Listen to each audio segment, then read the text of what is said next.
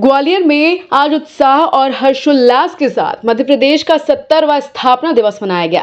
जिले का मुख्य समारोह राजमाता विजयराजे सिंधिया कृषि विश्वविद्यालय के दत्तोपंत ठेकड़ी सभागार में भव्य रूप से संपन्न हुआ। कार्यक्रम में मध्य प्रदेश विधानसभा अध्यक्ष नरेंद्र सिंह तोमर मुख्य अतिथि के रूप में शामिल हुए। मध्य प्रदेश का 70वां स्थापना दिवस है और निश्चित रूप से हम सभी मध्य प्रदेश वासियों के लिए बहुत ही हर्ष और उल्लास का विषय है। हम इसी मिट्टी से अपनी पहचान पाते हैं और उसी के कंट्रीब्यूशन को आज हम सब लोग संयुक्त रूप से सेलिब्रेट कर रहे हैं।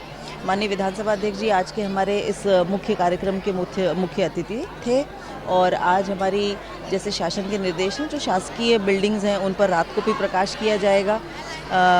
इसको विभिन्न स्तरों पर सेलिब्रेट किया गया है और आज हमारे समाज के सभी, चाहे वो संत जन हों या बच्चे हों या कॉलेज के स्टूडेंट्स हों, महिलाएं हों, विभिन्न ग्रुप्स को रिप्रेजेंट करते हुए आज यहाँ पर पार्टिसिपेशन हुआ। सभी लोगों ने इस मिट्टी का नमन भी किया है और अपने स्वतंत्र होने का, अपने प्रदेश में एक अच्छा जीवन जीने का जो हम लोगों को अपॉर्चुनिटी यहाँ मिली हुई है उसको भी एंजॉय किया है। स्थापना दिवस है।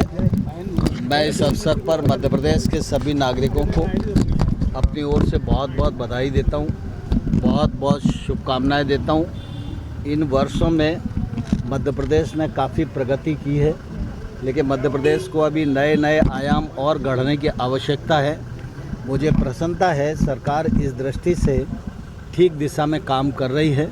हमारा मध्य प्रदेश आने वाले कल में विकसित राज्यों की श्रेणी में खड़ा हो, इस लक्ष्य को लेकर सरकार भी काम करना चाहिए और आम नागरिक को भी कदम से कदम मिला के चलना चाहिए। अभी जो विकास की योजनाएं तमाम चल रही हैं, तमाम लोगों के लिए राहतों की योजनाएं चल रही हैं, मानते हैं कि ये लोगों के लिए मील का पत्थर बन रही है सरकार की। स्वाभाविक रूप से कोई भी राज्य तब विकसित राज्य बनता है जब उसका सर्वांगीण विकास हो, गरीबी उन्मूलन भी हो, स्वास्थ्य की सुविधाएं भी सुधरें, शिक्षा का स्तर भी सुधरे, रोजगार के साधन भी खड़े हों, कनेक्टिविटी भी हो, बिजली पानी की उपलब्धता भी हो, रहने के लिए घर भी हो।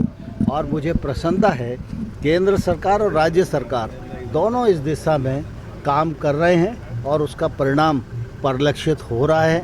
गरीबी उन्मूलन की दृष्टि से भी बेहतर परिणाम आ रहे हैं। एग्रीकल्चर की दृष्टि से इस बार बरसात के कारण निश्चित रूप से किसान को भारी तकलीफ हुई है।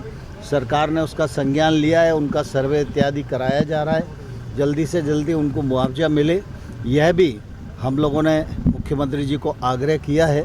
लेकिन एग्रीकल्चर ग्रोथ की दृष्टि से भी मध्य प्रदेश बहुत अच्छे राज्यों में आज गिना जाता है। ग्वालियर चंबल संभाग की प्रगति की बात करें, जैसा आपने कहा कि हमारे यहाँ पर सैन्य क्षेत्र में लोगों का बहुत रुझान रहता है और मालनपुर में हथियार की बात। इसके अलावा अगर हम सोलर की बात करें तो क्या लगता है किस तरह ग्वालियर चंबल को देखते हैं आप? मैं तो ग्वालियर चंबल को बहुत गौरव की दृष्टि से देखता हूँ और मैं समझता हूँ हर नागरिक को गौरव की दृष्टि से देखना चाहिए।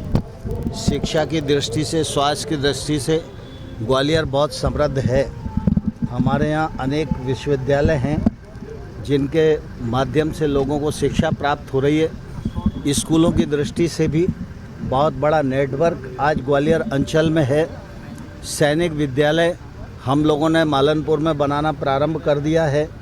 सोलर पावर प्लांट की दृष्टि से मुरैना में चंबल की धरती पर बहुत बड़ा सोलर पावर प्लांट बना रहे हैं हम। इंडस्ट्री भी हमारे यहाँ आ रही है।